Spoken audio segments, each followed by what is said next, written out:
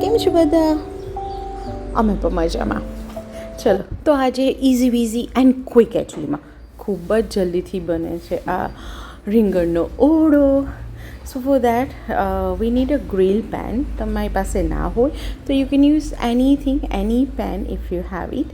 Just એને બધું cut કરી, ખાસ મને એટલા માટે આ રેસીપી ડિસ્કવર થઈ બિકોઝ કે અહીંયા અમારા રીંગણ છે ને બહુ ઓલા બિયાવાળા હોય છે અને ઓળામાં પછી મજા નથી આવતી. સો આઈ થોટ ઓફ લાઈક કે આ મજા નથી આવતી એટલે આમાં હું કટકૂપ કરી અને આવી ગ્રીલ પેનમાં ગ્રીલ કરી. You can use any pan. Any ઓલું જે ગાર્લિક છે, ટમેટો છે, બધું ગ્રીલ કરી નાખવાનું, બધું ભેગું થઈ જાય, ચડી જાય એટલે બધું મેશ કરી નાખવાનું. પછી ધાણા, જીરું, મરચું, મીઠું, થોડી ખાંડ નાખી, થોડા વટાણા મને ભાવે છે એટલે, અને ખાંડ તો ગુજરાતીઓ નાખે જ. બસ વોલા, થોડી સ્પ્રિંગ રોલની સિઝન છે, so I have some in the house, so I choose to make. And this is Jill. This is enjoying her mama and baby time. This is carrying her baby.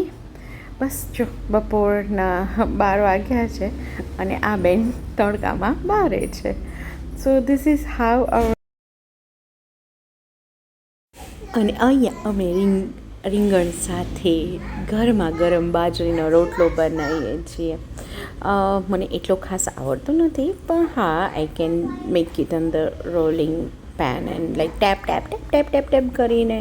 ક્યારેક ફૂલે, ક્યારેક ના ફૂલે, પણ હા, ખાવા જેવો થઈ જાય છે. સો મારા પતિને મજા, મને મજા. છોકરીઓ બિસ્કિટની જેમ જરાક ઠંડો થાય એટલે ખાઈ લે છે.